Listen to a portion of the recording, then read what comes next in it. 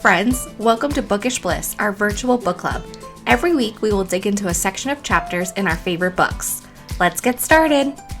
Hey book besties, and welcome back to Bookish Bliss for episode 72. We have a lot to discuss today. We are continuing our journey through Sarah J. Maas's The Assassin's Blade, and this week it's all about The Assassin and the Empire, aka part 5 of this prequel collection. So you do need to be caught up through this novella because we're going full spoiler mode. And I guess it is the last story of this novella, so you probably should have read everything so far. Yeah, you get way more information throughout.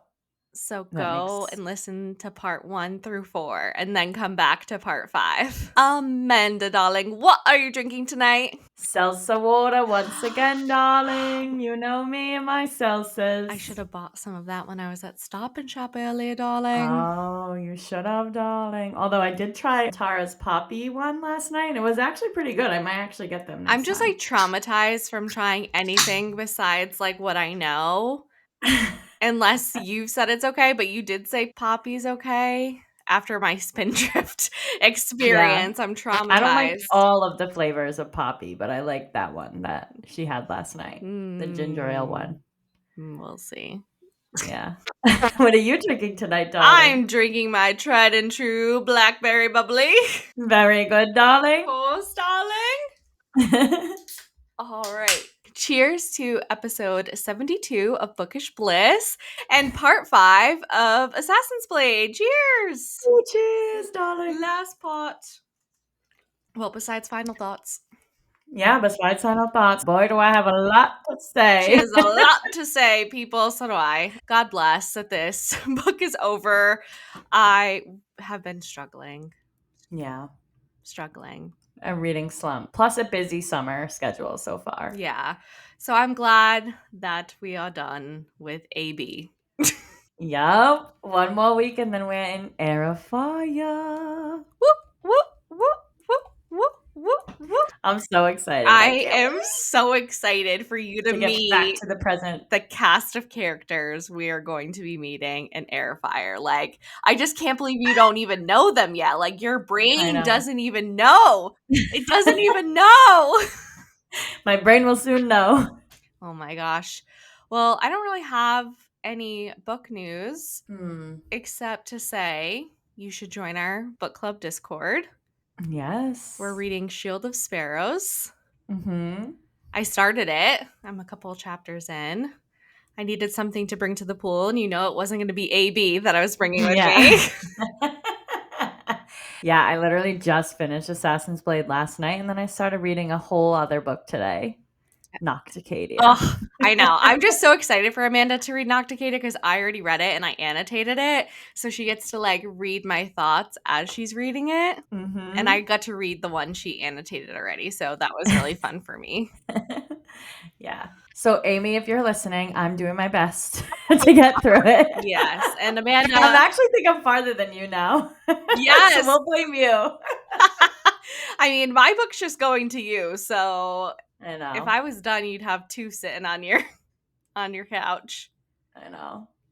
Oops. I got to do a lot more tonight. I mean, I don't have mine from Christina yet, so. Oh, yeah. Did she finish? No. Oh, I thought she did. Absolutely not. Oh, okay. I bet I'm you. Worrying that I'm like the last one to be done. No, of course, Amy's the only one that's actually finished reading. Because she speed reads. And she read Scarred, which was the shortest of all 3 that we're passing around. Yeah. I'm like, never again am I picking a 600-page book. Yeah. Yeah, I picked a short one. What are you lunatics thinking, all these long-ass books? I just wanted to read. Actually, Jack picked which one I was going to do. It was either between Nocticadia or Long Live Evil, and he decided Nocticadia was the one. Oh, I do want to read Long Live Evil, too. Yeah. So many books, no time. We were like, we're going to read this, and we're going to read this, and we're going to read this, and you know what we're doing? Buying them and not reading them. Not reading them and only reading them if they're a part of some book club that we're a part of. Yeah. Oh, and not really bookish news, but Amazon's having Prime Day and they have Kindles on sale. Mm-hmm. I just bought another color Kindle yesterday. I know. I go, don't you have a Kindle? I was like, I have a Kindle. I don't need this. And she goes, yeah, but it's a colored Kindle and like all the pictures are in color. And I'm just like, I just don't know if I can justify spending like $200 when I already have a Kindle that I barely use. Yeah. I mean, it is cute. You got the raspberry color. Yeah. I love. And I got a little stand too. It's cute. Yeah, I was looking at the jade green one because I love that color, but I just couldn't justify it. I impulse bought it for sure. There was no justification whatsoever. Yeah. I'm like, Prime Day? Yes. But all right, let's get back to Assassin's Blade If now, we must. if we must. Yes. The sad story, the saddest of them all for sure, but you know, we got to get through it. Yes.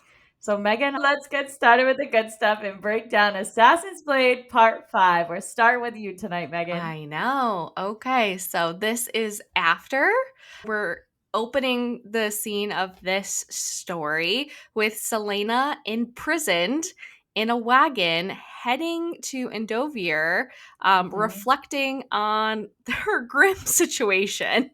She's watching the shadows play against the wooden walls of the carriage, and she feels this like deep silence that is blocking her awareness of her physical discomfort because she is in chains. Mm-hmm. And the silence allows her to grapple with this haunting question that's really going to set the tone for this last story. Did she bring this fate upon herself? Good question. Selena Sardathian. Let's remember this question as we are going through the chapters tonight. We can decide at the end. Okay, sounds good. Chapter 1. 11 days earlier, Selena, for the first time in 4 years, attended the annual Royal Theatre show alone, having declined Sam's dinner invitation. She observes Arabin arrive with Lysandra, indicating a likely deal with Lysandra's Madame, Clarice.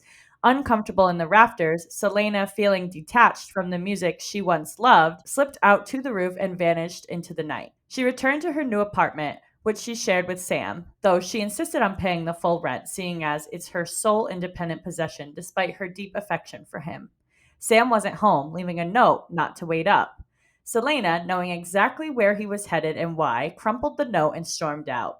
She found him at the vault, a brutal, bare knuckle fighting den in the city's slums. After Sam played with his opponent and delivered a final blow, his eyes met Selena's, and he understood her silent threat. Meet her outside, or she'd join the fight herself. Sam admitted he'd broken his promise not to return to the vault, driven by their financial struggles. Since leaving the keep, they received no new clients, likely due to Arabin's interference. Sam proposed leaving Rifthold entirely, but Selena, accustomed to an expensive lifestyle, refused to slum it. She insisted they needed one more mission to fund their move, and crucially, Arabin's approval to fully break free, acknowledging the inevitable fees involved. But it would only get worse without it. Sam apologized for the vault. Despite remaining virgins, they embraced passionately. Even as she kissed Sam, Selena's mind was consumed by a single nagging thought. Would Arabin truly let them go? Another question we should ask ourselves as we read this story. Literally. So Sam's getting his ass beat at the beginning of this fucking story in the vault, but also by choice. And he's just playing with opponents. Selena's pissed. She's like, I know exactly where this motherfucker is. Yeah, he needs money, and Yeah. Selena's the breadwinner. And even though he scoffs at the idea of her being the one with the purse, you know, right now, I don't know if it's in this chapter or the next one when they're in another argument about money. He's like, oh, no, but like totally, he's probably feeling like I need to be providing for Yeah, my like I need to be the woman. man. Yeah, exactly. But you know, they can't get any jobs. Mhm. And they're assuming it's because Arabin's interfering, which he 100% is. Yes, of course. Like, duh, he's not gonna just let you leave. You thought he was just gonna let you leave, but he's fucking Arabin, king of assassins. He's not a good guy. Not a good guy at all. He's not the mute master. No, and he wants to control them. He thinks they're like his possessions, not people. Obsessed. Yeah.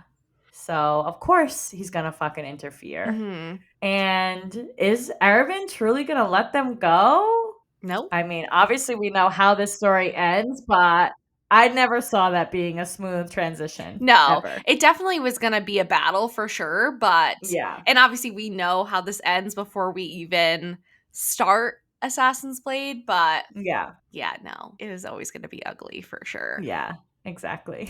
Also, is Sam a virgin too, or is she just the? I don't know Oh, I don't if I know. got the. It's never really said, I guess, if he is or if he isn't.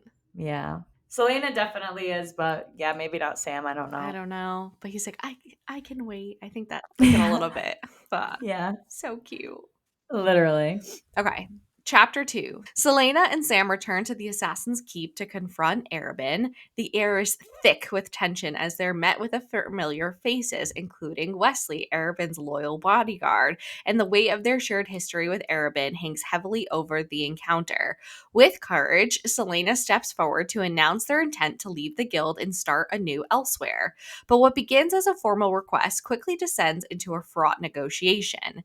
Arabin manipulates the conversation, asserting control through psychological games and exploiting their vulnerabilities. Selena boldly insists they'll pay a steep fee to sever ties, even though Arabin's conditions are deliberately severe and punitive. Leaving the keep, the gravity of the decision begins to sink in. Tension flares between Selena and Sam as they clash over the terms she accepted. Their disagreement exposes the emotional strain between them and highlights their contrasting perspectives and how to deal with their shared past, aka Arabin and his manipulative ways. Mm-hmm. Selena wrestles with her deepening feelings for Sam and the consequences of the path that they've chosen. Soon after, Sam returns with news. He's accepted a perilous contract to assassinate Ione Jane, a powerful and dangerous crime lord. Mm-hmm. Though the job could offer the financial freedom they need, the risks are immense. Selena is alarmed not just by the danger, but by what it means for them both. Despite the mounting tension, the chapter closes on a tender moment between Selena and Sam. Their emotional connection is deepening, revealing trust and affection that has slowly been building, aka they're just gonna make out for now and not take their clothes off. But it definitely is a turning point in their relationship as they are facing an uncertain future together, bound both by love and the dangers of life they're trying to escape. So I Oh. just love the interaction with Wesley when they're walking in back to the Assassin's Keep. Sam's like, "How you Mm-hmm. doing?" And Selena's like, "What up, jackass?" Basically. And Sam's like, "Here we go." Yeah. And then, of course, Arabin is like such a jerk. He's like, "I missed you both. Like, it's just not the same without you here." Celinda's like, "All right, let's just cut to the chase. Like, we want to leave the guild. We're going to go somewhere else, start anew. We won't be big, just going to be a two-man operation in a different town, different city, away from where your business lies. And we're offering, this amount of money to leave the guild. And so you Yeah. never come after us."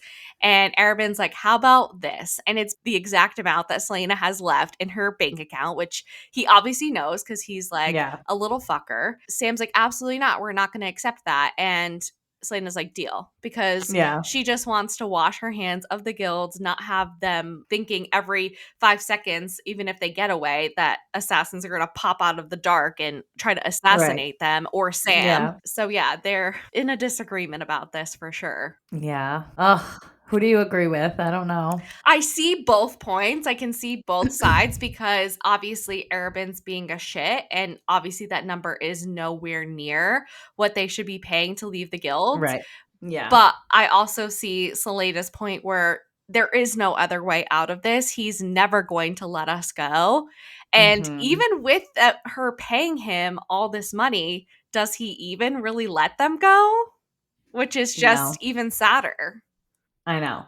That's why half of me is like, fuck him and fuck the money and just take off Yeah. because there's no way, no matter what you do, no matter what you pay, is he gonna let you free of him forever. But I see how desperate she is too to wash her hands clean so that they don't have a reason to go after them ever or Yeah, whatever. or have But like this hanging over their heads as they're trying to start their life new. And I yeah, think she's just being so optimistic, which is not really like her. And you know. I mean, I think it's just showing that she still at this point has trust for Urban that he's going to keep his Oh, word, 100%. Yeah. which is mind boggling to me that it's I never even know. crossing her mind that he'll double cross her and Sam. I don't know. I It's know. definitely frustrating to watch how she interacts with him still. I know, she's so manipulated by him that, like, she just cannot think clearly Yeah. at I all. think she sees it after the fact once Sam's in Mhm. her face about it, but in the moment, she just can't see, like, that Yeah. in him. Yeah. Dummy. Dum-dum. Delulu. I guess we should talk about the deal that Sam accepts, and Yeah. there's a contract in it for Selena too, going after like the two most dangerous people in a Darlin. Anyone that has gone after these people in the past have all failed and been murdered. Yeah. But Sam's Yeah. like, well, they haven't been us, and we can take on this challenge, and this is the money we need. We have no more money now, and we need money to move. So we Yeah. have to take this contract. It's almost like, are you being the dum dum now? I know. I understand the money's probably astronomical, but it's because of who the targets And are. he doesn't know who put out the contract. It was probably fucking Arabin It in probably was. disguise. Yeah. Or Farron. Because Someone. he wants to be the fucking top dog at the end. Yeah. At least we get like a little cute moment at the end when he's like, but actually it's not cute because it's actually pretty fucking devastating when he's like, when we have all the time in the world, and it's like, I know. no, darling, you do not. No, darling. Yeah. Sam. All right. Chapter 3.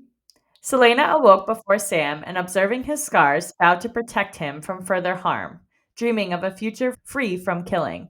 When Sam was finally half awake, she shared her plan to eliminate Jane and Farron, targeting Farron first to disrupt their command structure, then dispatching Jane. Sam, however, groggily dismissed her, wanting more sleep. After breakfast and Selena's trip to the bank to transfer money to Arabin, they spent the day gathering intel on Jane, noting his heavily guarded home on a prominent Rifthold street. They spotted Farron, Jane's second in command, who climbed up the chain from an orphan spy, entering a carriage. This confirmed Selena's idea of striking while he was on the move.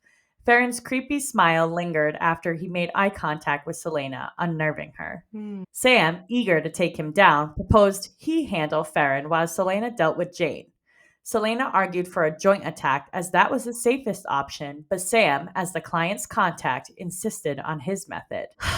Bad idea, Sam. Yeah. Later, Selena took dance lessons, her instructor refusing payment upon learning she'd left Arabin's keep. She realized she needed a new studio and library once they moved. Contemplating leaving Rifthold, Selena considered abandoning everything for Sam in a fresh start. Upon return to her apartment, she found Arabin seated on her couch, greeting her with a chilling, "Hello, darling." Oh, which I don't like him using that word. We say that. I know, I'm like, ew. Don't poison my favorite fucking word, Don't say Arabin. darling. But like, hello, darling has such a weird Meaning for us. meaning. Yeah. Well, it's like the whole Reese with the hello, darling. It's insane that Sarah said the same thing, but in such a twisted, like, Gross fucked up way. way. Yeah. I But know. that's her. She's crazy. She's crazy. But to the point where we say darling so much that like our friends now say darling. Yeah. Yep. All right, let's go back to the beginning. Yeah. So Selena is finally like, okay, fuck it. We're going to go after Jane and Farron. She comes up with this plan that basically they got to get Farron first because he's the second in command who organizes everything. I feel like Jane just sits pretty on the top. Yep. But basically, they know if they get him first that it will disrupt everything. And then Jane will be like a chicken with his head cut off, and Yeah. they'll finally be able to get him too. It's like a sitting duck at that point. Yeah, exactly. But here's where Sam is like, no, I'm going to get Farron and you're going to get Jane. And Selena's like, that's fucking stupid. Like, the safest option, obviously, is to do it together. Yeah, every time they've done missions together, maybe things go awry, but they survive. Yeah, because each other is there. How about fucking you in the freaking grate stuck? Yeah. Like, you would have died if Sam wasn't there. Yeah, so she's obviously learned her lesson from that, and she's like, we need to stick together. And Sam's like, no. Yeah, Sam's like, no, I got this. Like, Sam, you're a fucking moron for that. You obviously didn't. You obviously didn't. Fuck. But anyways, I think it's really funny that Selena just goes to these fucking dance classes after. She's just like, oh, it is my time of the week to go see my dance instructor. I know, what a random thing to add into the story because Yeah. she's never talked about or we've never seen her in any of the other stories. I I guess, like, know. we haven't had the opportunity to because she was, like, traveling and then coming back Yeah. from being away where she goes and gets her hair done and whatever. So we Yeah. get to see, like, work-life balance, Selena, in the last 2 chapters where she's being an Yeah. assassin, but also being a girly girl. But I love that, like, she's obviously close to this instructor because she tells her she leaves the keep, and the instructor doesn't make her pay because she knows that now, which I feel like is not a known thing. So, like, she must actually trust this dance instructor, Yeah. I mean, which I thought was I wish interesting. she, like, went back when she was the king's champion and Yeah. we got to see her. I feel like it would make a little bit more sense in my head for this part of the story if, she went back, like, when she was free, Yeah. but whatever. Yeah. And then when we get back to the apartment, Arabin's fucking sitting Of there. course. What's gonna happen, She darling? knew he knew where she was, of course, because Yep. he's a literal stalker. I mean, if he knows the exact amount on her bank account, he definitely knows where the fuck to find her. Yeah, Like, I'll be. Obby. All right, chapter 4. Selena is forced to confront her tangled emotions towards Arabin after he rudely just shows up at her home. She's struggling to stay composed while offering him tea. She listens as he questions her judgment and targeting Ione Jane and Rogue Farron. Obviously, they're dangerous and known for their brutality. Though Arabin highlights the risks, Selena meets his concerns with defiance, challenging his authority and reaffirming her determination to claim her own path. The tension intensifies as Arabin turns manipulative, suggesting that her relationship with Sam might suffer if she's been dishonest about her past. Selena, holding her ground, demands that Arabin leave. Her stance speaks volumes both about her strength and the deeply complicated history they share. Arabin's unexpected confession of love unsettles her, stirring a storm of conflicting emotions, bitterness, confusion, and the haunting remnants of attachment, especially when contrasted with her genuine love for Sam. After he leaves, Selena and Sam retreat to the Black Signet Tavern for a quiet dinner, seeking refuge in its calm away from bloodshed and schemes. But even in that peaceful setting, the emotional weight of her past lingers. Back at home, Sam notices her unease and gently encourages her to talk. Their conversation turns intimate as Selena opens up, admitting to her fears and calling herself a coward. A raw, vulnerable moment that lays bare her inner turmoil. In response, Sam offers a personal mantra: "My name is Sam Cortland, and I will not be afraid." He uses to Oh. face his own fears, deepening the emotional bond between them. The honesty they share becomes a balm for Selena's pain, and their closeness she finds a rare moment of peace. Their quiet affection is stark contrast to the toxic dynamics with Arabin, reinforcing the love and trust that define her connection with Sam. Oh, that hurt reading that. I know. And I remember texting you being like, "Oh my god, that's from Sam the Mantra." yes, darling. Crazy. Let's go back to Arabin sneaking his way into the apartment and like she Yeah, offers him tea. I would have given I him know. fucking shit. I feel like she's just trying to keep the peace because she just wants to pay her fucking money and be rid of him. And I feel like if she fights, he's just gonna make it miserable for her. Yeah. And then I feel like him bringing up Jane and Farron, Mm. like that would have immediately raised red flags to me. I'm like, you're the one that's behind this. Yeah, how would he know? Right. I get he knows everything, and that's what she's probably thinking. But if he knows that there's a hit on them, they know there's a hit on them. No shit. So I'm just unclear why we're being so nonchalant about this and just brushing past that he mentions them. I know. I feel like she's just like, I can handle my own kind of thing. Like, I don't need you attitude. And she's just like being clouded by the fact that he even knows this very secretive information. Yeah. And then him trying to like manipulate her about Sam. Like he's definitely jealous and pissed that Hmm. Selena is choosing Sam over him. And he's like, yeah, well, if you're a big fat liar who lies about your past to Sam, he's never gonna like love you or he's gonna like leave you. Yeah. Like, no, he wouldn't. I think if she He was would like, I'm literally Aelin Ashriver Galathinius and I'm the heir to the Terrace and throne, he would be like, whoa. Fuck. Yeah, he would be like, "Fuck yeah. What the He's fuck?" like, "All right, let's figure out a way to take that fucking back and be, like, her Yeah. right-hand man and doing that." Yeah, it's not like she's, like, a bad person that she's hiding from him, like, she's literally a fucking queen. And they also are just building their trust together. They're just starting their relationship because at the beginning of Yeah. this book, I wouldn't even consider them friends. They were No. rivals Yeah. because of Arabin and him manipulating them to be that way. So even though she's trusting him and letting him spend a life with her now, that doesn't mean you open up about something that could get your head fucking chopped off right away. Yeah. And how do you even start that conversation? I know. Oh my god, yeah, he never even knew. He never knows that she Wow. is the heir to the throne, Wow. which is just so wild. But I love that That's wild. and I know that he would accept all of this because he's accepting at the end that she's not ready to open up about this and gives her Mhm. that mantra. That's crazy. Yeah. Fuck Arabin. Fucking Arabin. Can't stand this motherfucker. Yeah. Chapter 5. Selena and Sam trailed Farron, discovering he was the opposite of the heavily guarded Donovan, often venturing out alone before sunrise. Farron made multiple trips to Jane's house and the bank, annoyed Selena by entering a bookshop and purchasing books she actually enjoyed, and finally descending into the vaults, which they owned. Following him into the grimy fighting pit, they observed slaves cleaning and preparing for the night. Farron's presence instilled terror. Girls straightened instantly, and Helmson, the Volt's manager, was visibly on edge. Farron retrieved a chest, likely filled with fight earnings, which Selena considered stealing, but Sam strongly dissuaded her. A shackled fighter who owed Jane money and attempted to cheat was dragged into the common room for show, and then into a room with Farron. Piercing screams soon emanated, confirming Selena's suspicion that Farron reveled in inflicting pain. Mm. Sam sought to distinguish from Farron, stating, "We are not like that." Mhm. Selena agreed, emphasizing their forced involvement in violence versus Farron's enjoyment of it, highlighting their moral line where he had none. She realized Arabin had manipulated them, providing twisted justifications for their past actions, but now, free from him, they had a choice. They decided to eliminate Farron in his carriage after a draining day, when his defenses would be weakest. Selena sharpened blades for Sam, who, despite wearing his protective suit, planned to use 4 arrows, one for the driver, one for the footman, and 2 for Farron to ensure his death.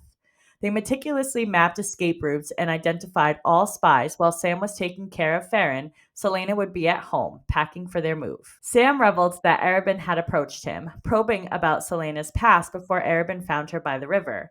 Sam asserted it was neither his nor Arabin's business, stating Selena would tell him when she was ready, and he'd be honored by her trust. Oh. After this encounter, Sam booked passage on a ship to the southern continent, convinced that despite their freedom, air quotes, Arabin would never leave them alone if they remained on their current continent. Selena admitted her fear and resolved to try Sam's mantra, "I am Selena Sardathian, and I will not be afraid."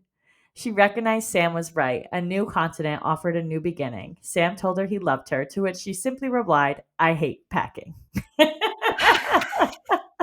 She'll never learn. She doesn't have a romantic bone in her body. Because she'll never get to tell him I know. that she does love him.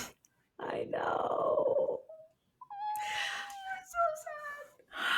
I'm smiling, but it's mostly because I'm trying not to get sad where I cry. So yeah, we start off this chapter by trailing Farron. You know, they're making plans. So they got to do all their due diligence prior. They end up in the vaults where they actually own the vaults, Jane and Farron. There's a prisoner that comes out basically for show, because there's people everywhere, slaves, there's like courtesans, the bar manager, whatever, they're all there getting ready for the night, and they purposely bring this guy out in shackles and drag him into a room, and they can hear the pain that they're inflicting on this guy, and he's like one of the worst torturers there is.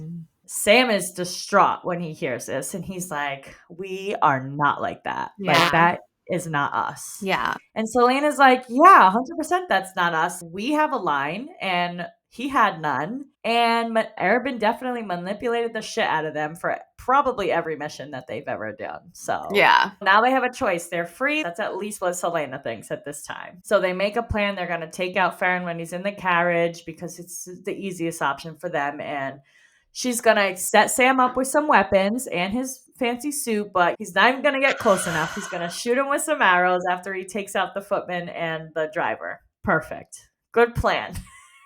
I don't understand. Like, you heard the torture I know. and you still think it's a good idea to go alone? I know. I feel like Selena doesn't think it's a good idea, but she also doesn't want to like overstep Sam. When has that ever stopped her? Literally, but that's what I'm saying. Like, would you rather overstep him or lose him? Overstep him. 100%. Yeah. He can be mad and then we'll make out later and make up. I know. And Sam was like mortified by that Mm. too. Like, he was just like, fuck, like, are we like that? He was really fucked up in the head about it. Yeah. They're morally gray. That other Yeah. guy is a fucking psychopath. Yeah, no, bad. So we also find out that Arabin approached Sam Yeah. and tries to spill the beans about fucking Selena to him. Doesn't tell Sam exactly what's going on, but basically insinuates that she should tell Sam about her past. Yeah. Which is kind of fucked up. Stay in your goddamn lane, Arabin. I wonder who he approached first. I feel like he definitely approached Selena first. Yeah, I think so. And then when that didn't work, went to Sam saying, like, she's keeping things from you. Yeah, of course. He's trying to break them up no matter what he can do to get the control of both of them back. Yeah. Basically. Yeah. Because he knows together they will make it without him, but apart they probably won't. Yeah. Or at least in his eyes, they won't. Little fucker. Little fucker is right.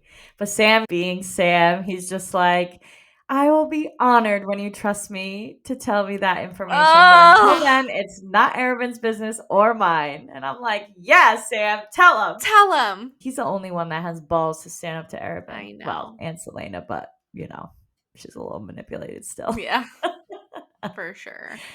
So after that, though, Sam is like, you know what? No matter what we fucking do for this guy, he's never going to leave us alone. We got to get on a different continent right the fuck away. So he actually goes, gets passage on a ship to this other continent. He's like, we got to get the fuck out of here no matter what. Yeah. And I agree with him at this point for sure.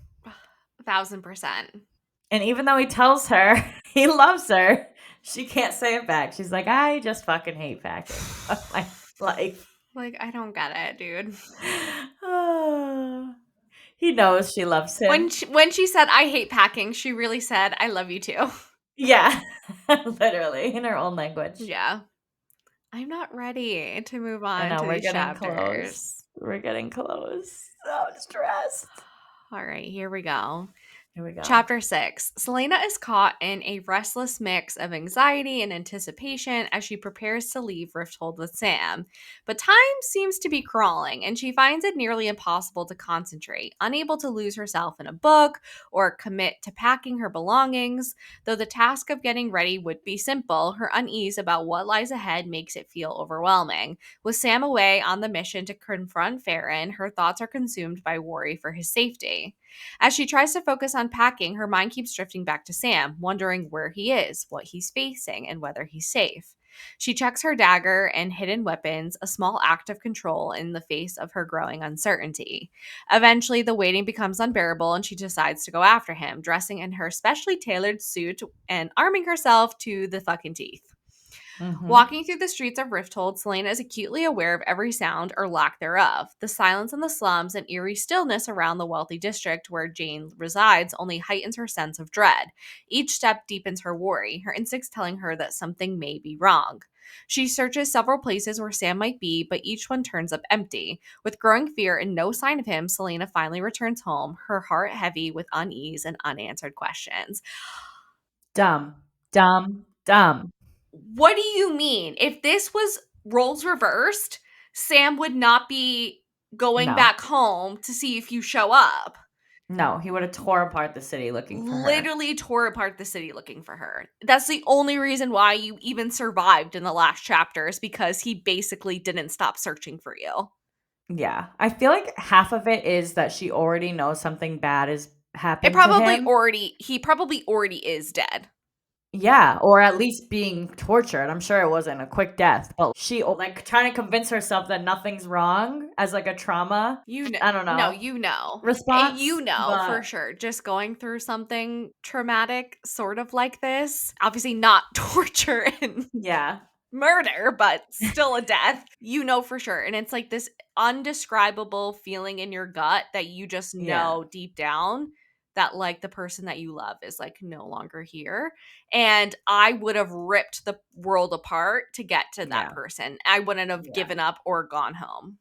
I was so pissed when I read that she just like went back home. I was like, "What?" It makes literally no sense for even her character either. Yeah. She was like, if we remember in story 1 where they left the body, she went and got it. Who is this Selena that now just is like, "Oh, well, Literally. I don't know. I'll go home and see if he turns up, even though I can literally find him nowhere." I just feel like it doesn't even match her character. So I'm just like mind boggled about it.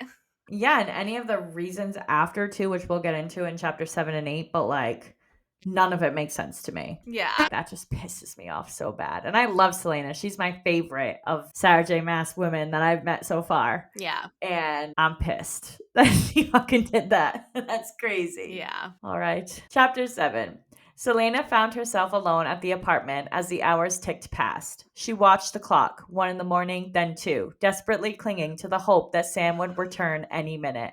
She eventually drifted to sleep, idiot, only to wake at 4 a.m., momentarily convincing herself he might have stayed at the Assassin's Keep before drifting off again. Dumb. Dawn broke, blinding Selena as she scoured the slums, wealthy neighborhoods, and everything in between for any sign of Farron or Sam. She repeatedly told herself Sam would be waiting at home, ready to laugh, then kiss her. He would be home. He had to be. At noon, Selena returned to the apartment, bracing herself for the crushing reality she knew the silence would bring. But the door was unlocked. She imagined screaming at Sam, then kissing him, then screaming some more. Yet it wasn't Sam inside. It was Arabin. She knew before he even spoke what he would say. "I'm sorry," ushered in a profound, utter silence. Chills. So sad. Sleep? But like, sleep, dude? And you think Sam, of all people, is gonna go back to the keep to sleep? Would you go back to the keep to sleep? No. No! That just made no sense to me. I was like, I what? honestly just like can't even wrap my head around these chapters. No. Yeah. I can't even like provide an opinion because I feel like it's just so out of character. And I guess like you had to like for the story like make him die. But you could have had him die with her fucking battling her Fighting way for through. him. Yeah. I guess that He what's didn't even what fight. makes Nehemia's death so much more traumatic is because she's like, not again, not again, not again, as she's like finally doing what I think she wanted to do or know she should have done for Sam. And when she gets there, she's still not in time. And Yeah. that's why it like breaks her. She would have been devastated to begin with, but I think it breaks her even further because of what she didn't do for Sam. Oh, of course. And she even feels that way about when Kale gets taken. Yeah. I totally understand, but you stand there looking at a fucking clock for hours, fall asleep, and then you wake up and you're like scouring the city for him. Why weren't you doing that all night? I would have been doing it when you left the fucking apartment Yeah. in the first place. I mean, she did look around not very well. She's like, well, he's Well, not in any of his usual spots, so got to go. yeah, like it just doesn't make any sense to me. I feel like she was drugged in these last couple of chapters or something. Yeah, I don't know. It really makes no sense character wise that she would do this, but obviously explains her reactions in Crown of Midnight for both Kale Yeah. and Nehemia. For sure. And I hate that it's Arabin that gives her this news too. Like, of course he's fucking there. And of course it's this roller coaster again, just like the fucking great getting up to the tunnel, then being stuck. And then you think she's gonna die and Sam's there. Well, unfortunately. Not this time. Oh, Sam's back. And then it's not. It's fucking Arabin. And he just says, "I'm sorry." Like, you're not fucking sorry, you manipulative piece of fucking shit. But he didn't even have to say it. She already knew at that point. But like, duh. It's fucking the next day at noon, and he hasn't come back. What do you think happened? Yeah, he would fight tooth and nail to get to you, and it's just like, ugh, you couldn't do the same for him? Like, I know. ugh, you couldn't It say I bothers love me. you. You treated him like shit, and you couldn't even try to save his life? I mean, Literally. yes, he shouldn't have gone off on his own Yeah, in the and he first maybe would place. have pissed if you came and rescued him, but again, he still would have been fucking alive. Yeah, but you knew it was a bad idea for him to go off alone, and then you Yeah. don't do anything? And you knew Farron enjoyed torturing people. You knew they would have him hidden and torture him for hours and hours and hours while you're fucking sleeping. Ugh. I'm glad she fucking beats herself up about it because she fucking deserves to. I love her, but like that was dumb. That was bad, bad move. Bad. Devastating, I life-ending know. consequences. I really tried to be understanding, you know, she's a young fucking girl. She's in love. She's freaking out that she's never going to be out of Arabin's hands. Like, I'm really trying here. But at the end of the day, No. nothing she did made sense to me. No, I can't. I have nothing. I have no Yeah. excuses for her. Yeah. No. It's crazy. If somebody does, let us know. She's not Selena in this couple of chapters. She's Lillian Gordinia, Yeah. a dumb little court person. She's fucking someone else for sure. Well, not literally, but you know. I was picking up what you were putting down.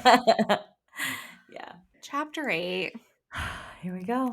Selena is thrust into a moment of overwhelming devastation when Arabin obviously delivers the crushing news that Sam has been brutally murdered, and a storm of grief and fury overtakes her. In a violent outburst, she smashes a clock, a powerful symbol of how her world has come undone. Clinging to the fragile hope that it might be a mistake, Selena insists on seeing Sam's body.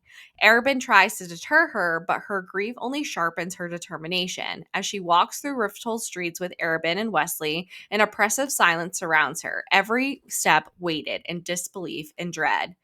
At the mortuary, reality hits. In the Keep's mortuary, reality hits with unbearable force. The sight of Sam's mutilated body shatters any remaining illusion. The brutality of what was done to him is too much to process, and Selena is physically sick, her body reacting to the depth of her emotional pain. Yet, even in the face of horror, her love for Sam anchors her, refusing to leave him alone in death. She lays her cloak gently over his lifeless form and lies down beside him. In this quiet, I'm like getting like emotional. I was gonna say we should have bet if you were gonna cry. This part. In this quiet, heartbreaking act, she offers a final embrace, a gesture of love, loss, and a bond that death could not sever. We close this chapter on grim determination. Selena's grief begins to harden into purpose, foreshadowing the vengeance she will seek.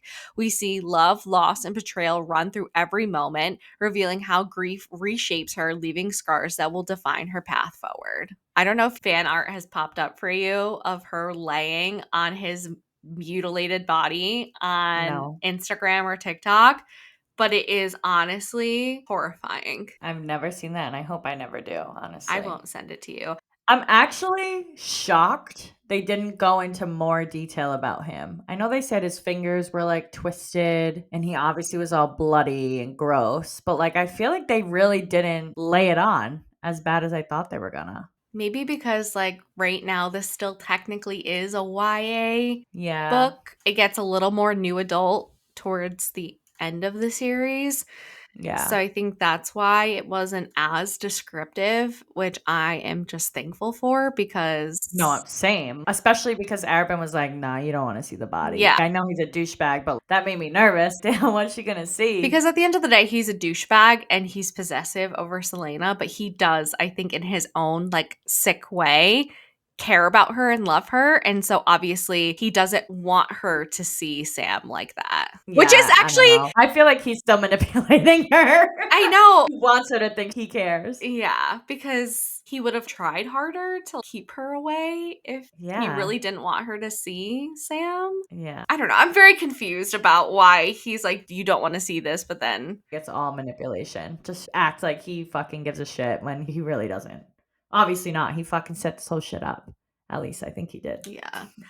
I just can't even. She's like, no, I need to go. I have to see this. And it's like, bitch, I don't know if she could have stopped it, but I would have loved to have seen Sam gone down with her fighting for him. 100%. Even if he was already dead when she got there, I would have been giving her more respect. Yeah. But you fucking went home and went to sleep. Yeah. But doesn't like the freaking cloak just remind you of like the Surreal's death? Oh, no, I didn't think about that at all. Actually. Of course I did. Of course Megan did. I'm actually proud of you. You only had like maybe one tear reading that. I just like when she just lays down next to him, Yeah, like that's sad. I'm just like, it makes me feel like, I don't know, just like sick. Yeah, well, I was like, "Ew, you're laying on a dead body." To me, that's not Sam anymore. I was just cringing. I'm like, "Get Yeah, off, I know. I'm girl." trying to think of like Like, go bury him. what I would have done in my circumstance. Yeah, I don't think I would have laid down next to the No. dead That's, body. like, morbid. She's a little crazy though, obviously. Yeah. I feel like the delusion is, like, there Oh, for sure. for sure, like, laid on hard. Yeah, I just don't want to talk about this chapter anymore. Okay. You don't want me to make you cry, Megan? No, R.I.P. Sam Cortland. He was not R.I.P. Sam afraid. Portman. He was not afraid, but he was a dummy. They're both Kidding. dummies in this story, or he I would was still be kidding. alive. Yeah, his death definitely preventable Mm-hmm. in my eyes, but, here we are, and we gotta continue the story. Okay. Chapter 9. Selena awoke in a familiar bed, but the grim reality of Sam's death swallowed any lingering illusion that she was still Arabin's protege or Sam's Did you rival. have to bold Sam's death? I think I bolded it just to talk about it after. Fine. Sorry, Megan. Paralyzed by grief, she lays motionless, knowing she would never again hear his laugh or his voice. She resented the world for continuing without him and refused to engage with the reality where he no longer existed, passively observing the shifting light as the time passed her by. From outside her room, Selena overheard Erben and his elite assassins discussing the need to eliminate Jane and Farron, anticipating their retaliation. When Arabin entered, she feigned sleep as he stroked her hair and cheek before locking her in the room. Determined not to be denied her revenge for Sam, Selena raged. Farron, a master torturer, had had Sam all night. She vowed to kill Jane and inflict upon Farron the exact same prolonged agony, ensuring he paid his debt. Only then would she lay Sam to rest, realizing her suit and weapons had been removed and replaced with a nightgown while she slept. Selena quickly armed herself with daggers hidden beneath the floorboards and swords concealed in her bed frame from her days in that very room. She planned her escape through the window. She successfully descended the building and moved around its exterior, but was quickly intercepted by Wesley. He confronted her, demanding to know what she was doing. Selena, unwavering, ordered him to get out of her way. Wesley pleaded with her, asserting that he too wanted revenge for Sam, but Selena dismissed his words and threw a dagger at him. Before Wesley could finish his warning, "Don't you understand? It's all just, Selena struck him unconscious with the dagger's hilt, vaulted the fence, and disappeared into the city streets. Selena sprinted across the rooftops of the city, making her way to Jane's house. Spotted at the second-story window, she knew her targets would be sleeping inside. From 50 feet away on a neighboring roof, she launched herself across and over the alley towards the window. More dumb decisions in this chapter. She's just a big old dummy in this story. She cannot think straight anymore, which now I understand why you cannot Yes. think straight, but bitch, come on. Literally, Wesley is warning you. It's a trap. Arabin is Literally like he's literally setting you up. insane. The talking about them needing to Right outside her outside the door. door. He's not going to Yeah. talk about that outside of your bedroom door, Selena. No And shit. then Like, coming so in, like obvious. locking you in. He knows you have weapons in your room. He knows you will go out the window. Yeah. Like, I know she's just full blown rage, just like she was when Nehemia died and she went after Grave. We know this.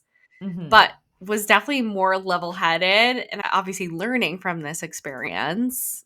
Hopefully, she fucking learns from these experiences, but Dude. right outside your room, girl, and then he locks you in, and she thinks he's still trying to protect her. Like, she's so fucking manipulated. She's like, he doesn't want me to go because he wants to, like, handle this, basically. I think he says something to the guards that when they returned the body to the keep because they thought Sam was still part of the keep. Yeah. So the whole thing is like, oh, they're going to retaliate against the keep because of what Sam did. But she's hearing all this too, and I feel like this is not a conversation they would just nonchalantly have in a hallway. Right. No. Not even about like their plans to leave, but like even about the retaliation. Yeah, no. That's going to be happening in his office with whoever Yeah. he's selecting as the assassin to go if that was the Around case. that table, just like the first story. Right. Fucking crazy. Selena is like, fuck that. I will not be denied my revenge. And she wants to make Farron feel every single ounce of pain that Sam felt and more for twice as long if she could. Mm-hmm. So she fucking jumps through the window, and this is where we see Wesley, who literally Hates is her. trying to tell her. Yeah, he's literally trying to say to her, he wants revenge too for Sam. I feel like he knows Arabin is a part of this. Yep. And is saying, don't you fucking get it? Like, this is a trap. You're gonna fall right into what they want you to do. Yeah. Chill out for a second, think, but instead she just throws a dagger at him and fucking pops him in the head with the hilt and knocks his ass unconscious, and she just takes off. Yeah, don't we learn from Archer in Crown of Midnight that Wesley ends up getting the revenge and Arabin then kills him after Selena's imprisoned? Yeah. So Yeah. I don't think Arabin killed Wesley for his revenge in killing them. He killed him because he betrayed Arabin by trying to stop Selena, Yeah. is my guess. Yeah, like he switched sides at that point when Mhm. he knew, because he probably was responsible for fucking Ben too, and the other guy that died. I can't And remember he his could name be right just like now. over it. We don't know for sure. And obviously, this is just speculation. All we know is that Wesley did do the revenge, and then Arabin then kills Wesley. Yeah. It's even crazy that he warns her because, like you said, they don't have a good relationship. Or does she, in her head, just think they have a bad relationship of her just being like a brat? He's probably just like, oh. Well, I feel like he probably does think she's a brat until he realizes that Arabin is doing this to them. And then he's like, damn, she was so loyal to him and still is so loyal to him. Like, it probably bothers him that he could go after someone like that. Yeah. And he's probably thinking, damn, if it's her and Sam, then it's me next. Yeah. But she doesn't fucking listen, and she goes and jumps through the damn window. Of course she does. Of course she does. All right. Chapter 10. Selena bursts into the meeting room, blades already drawn, prepared for battle. The space is dim, cloaked in shadow by heavy curtains, but she charges forward without hesitation. With a feral grin, she swiftly eliminates the guards who move to block her path, cutting them down one by one as she presses towards her targets, Jane and Farron. Amid the chaos, Selena's deadly skill is on full display. She moves with precision and fury, dispatching her enemies with fluid ease. The thrill of the fight sharpens her focus, all of it aimed at reaching Farron, who watches her advance with twisted amusement.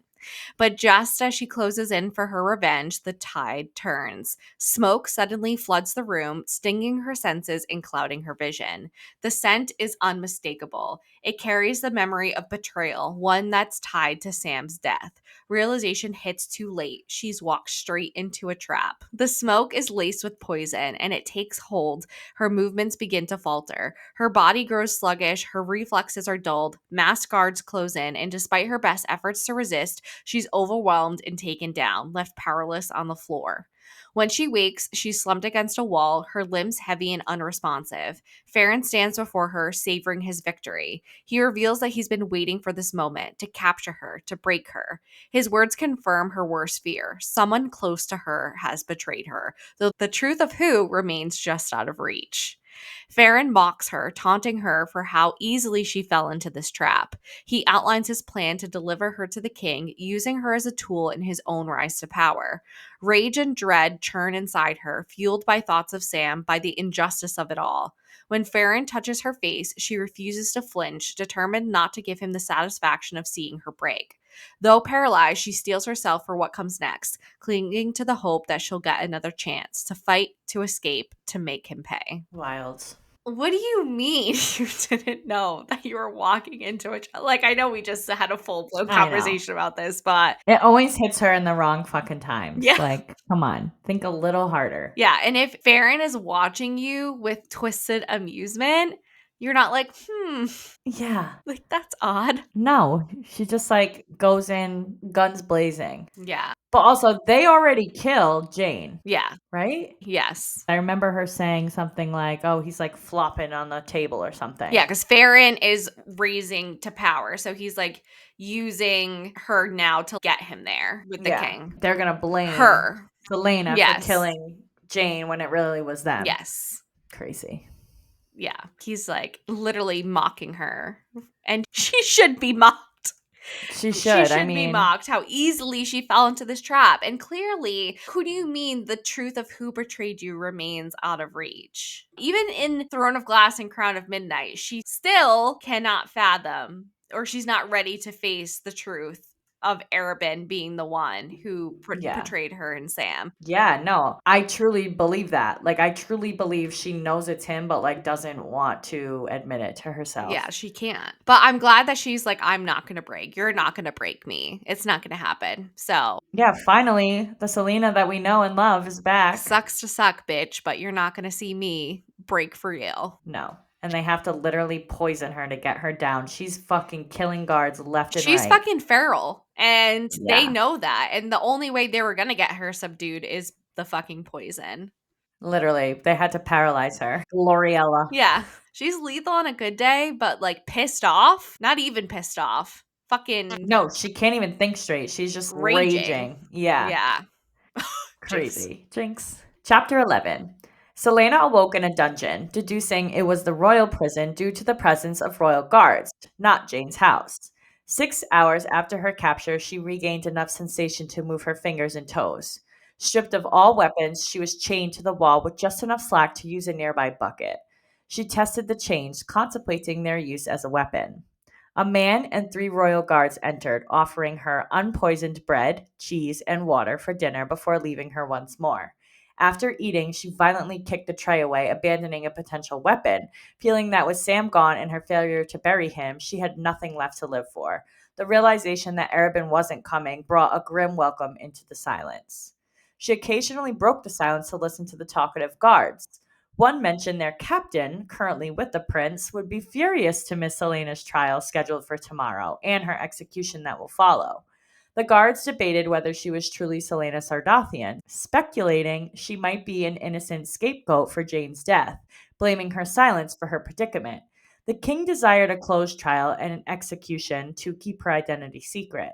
The guards speculated whether she would be beheaded or hanged. I love Kale, but I hate that they mentioned him here in this way. That he would have loved to see her trial and execution. I was He like, would have, though. I'm like, oh, why does it have to be Kale? Of course. He just like cannot accept that Selena is a fucking assassin. I know, he can't accept it. It's He's crazy. like an assassin who assassinates? What? And I'm attracted to you? What? Yeah, and I hate to say this, but you didn't want to live in slums with Sam and you wanted to take this job, which I know it was Sam's idea and it was his idea to go alone, but you went along with it and then you did nothing about it all fucking night. And now she's literally chained to a fucking wall. Mm-hmm. Has nothing left to do besides think about all the dumb decisions that she's made and listen to Mm-hmm. these fucking guards outside her door. Mm-hmm. And Arabin's not coming for her. He didn't come for anyone else. Like, you think he's gonna come for you? Literally. I don't even think she fully understands that Arabin is against her in this moment, too. Yeah. I think she just realizes, like, oh, he's not coming. And I thought he was because I heard him talking outside my door. And now she knows, no, I'm dumb. Mm-hmm. It was a fucking setup. Because she realizes, too, that Wesley was trying to warn her. So I feel like it's just like it's all coming to her now. And she's just like, fuck, I trust the wrong fucking people. Hmm. It is sad. She's 17 years old. I Like, know. her frontal lobe, I don't think is even fully I developed. know, and that's what gives me sympathy for her because I'm like, at 17, would I be thinking about this stuff? But I don't know. If I was a fucking assassin who walked into a room and knew how many doors there were and how many fucking windows, that I think I'd be a little bit smarter. You know, every Yeah. exit plan, you have plan A through D, and then you don't even fucking go to find him, or you do and you turn around and go home. I know. I'm just It like, doesn't make sense. no. We can't even try to make it make sense I because it just know. doesn't. I try so hard because I always like to give every character and people in the real world benefit of the doubt, but Yeah. I just can't. I just can't. I feel like you. I'm very stern in my belief right now. Yes. It's good to have your conviction. Yes. All right, chapter 12. So, Selena, she's still in the dungeon. She's awaiting her judgment, and she is still feeling just very guilty, reflecting heavily. on how she ended up in this prison. Yeah. She's replaying every misstep and haunted by what she's lost and what's still to come.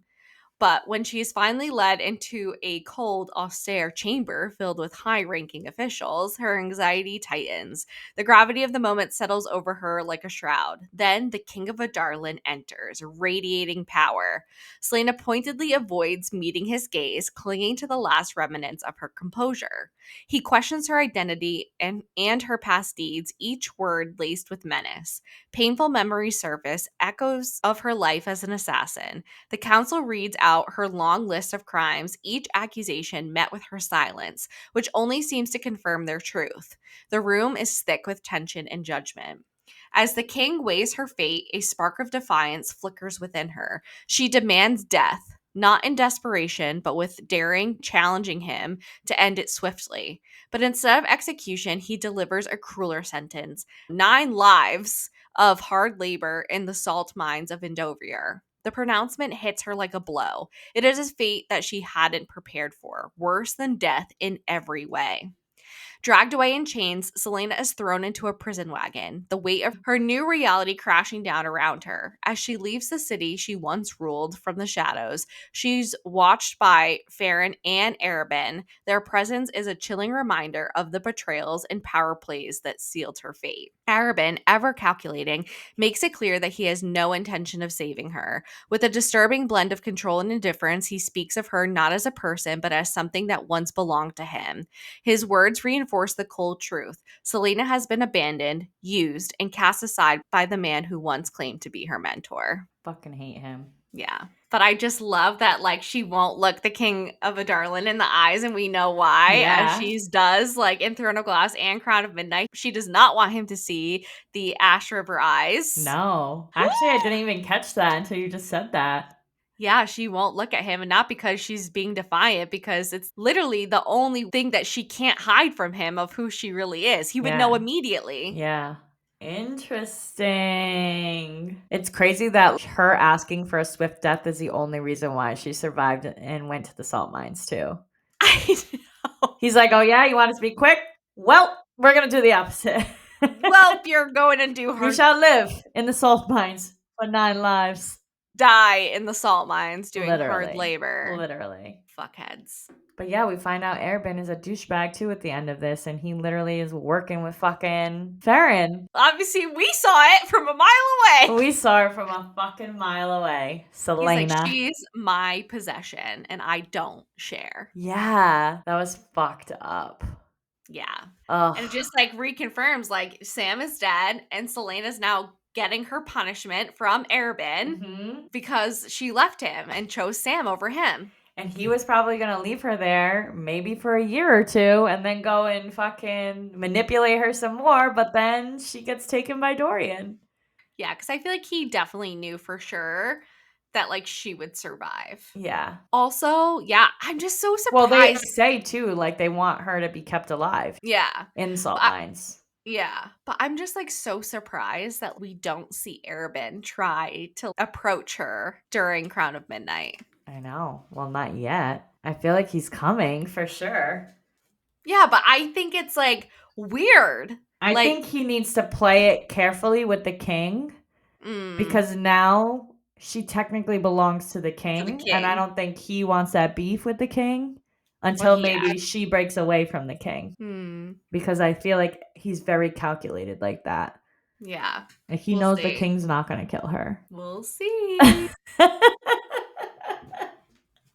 We shall see. Now we have after chapter 12. After Selena, 2 days into a 2-week journey, was confined to a wagon bound for Endovier, the brutal salt mine she knew to be a death trap where most didn't survive a month.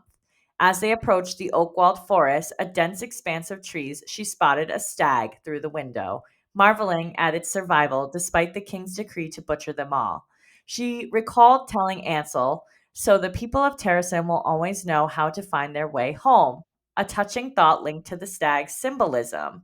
She's saying this to Ansel when they're looking up at the constellations. Yeah. Hearing the guards draw a bowstring, Selena screamed for the stag to flee. After a moment's hesitation, it bolted, escaping into the forest. With the stag's departure, the stark reality of Endovier settled over Selena, filling her with dread for what lay ahead. Oh, I got the chills when she yelled at the stag to run. Yeah, I was not expecting the stag, which again makes sense to me why you read this third, because you wouldn't know shit about the stag if you read it first. Yeah. So I love that it's in the Oakville Forest too, because that's still kind of like this magical mystery forest Yes. that was once ruled by the Fae, but there's still some magical creatures there, we know. And she's still thinking about Terrasin. It's just a nice little bring back to like who she truly is and what she Where we're truly, going. what she's about to stand for. Yeah. All right. Last but not least, we're started with me. We're ending with me. We're finishing Assassin's Blade. Woo! Yes. Beginning. Woo! Chills. Woo! Selena knew she was about to enter Endovier 2 weeks later when the oak-walled forest gave way to rough terrain. She was glad Sam wasn't here, though, to see her like this, but she knew she must stand up. She tried to repeat Sam's mantra twice before she opened her eyes, forged into something new. She had survived Sam's death and the king's execution, and she knew she would survive this too. She would find out who had betrayed her and Sam, and she would get her revenge. She was Selena Sardathian, and she would not be afraid. She lifted her chin and entered the salt mines of Endovier. I'm like crying again. Chills. I hope you fucking use this as a lesson, Selena, and you never make me feel this way about you again, because I'm pretty sure you'll feel frustrated with her many more times. Like this, though? That she's this dumb? No, maybe not this dumb, but okay, thank God. I mean, I guess she is a little older back in the present. A little bit. Like what? A year? 2 years, yeah. The salt mines for a year, and then she's with the king for like a year after she wins the competition. Has it been a year that she's with the king? Is she 19 yet? I think so. I don't think we celebrated Selena's birthday yet. Well, it's got to be at least a half year, because she was definitely with a half year out of Endovier. Yeah, maybe she's almost 19. Maybe, yeah. I don't know. Crazy. And we're done with Assassin's Blade. I'm excited. Well, except for final thoughts next week. I can't wait for you to meet literally some of my favorite characters. I know. I can't wait. Just one more week to wrap up this book, and then we'll be on our way. But that's all we have for you today. Please let us know what you think by leaving us a review and comments on any of the platforms you are listening/watching on, or on our social media pages. This helps tremendously to get the word out and lead more listeners to find our show and tune in. And come join our book club Discord. You can find the link in our bios on Insta and TikTok. And this month we are reading Shield of Sparrows by Debbie Perry. We love chatting with you guys, so don't be shy. Don't forget to email, follow, subscribe, rate us 5 stars, and tell all your friends about us. And we hope the rest of your day is blissful. Bye! Thank you so much for listening. Join us next week for part 6 of Assassin's Blade by Sarah J. Maas, discussing our final thoughts. Happy reading!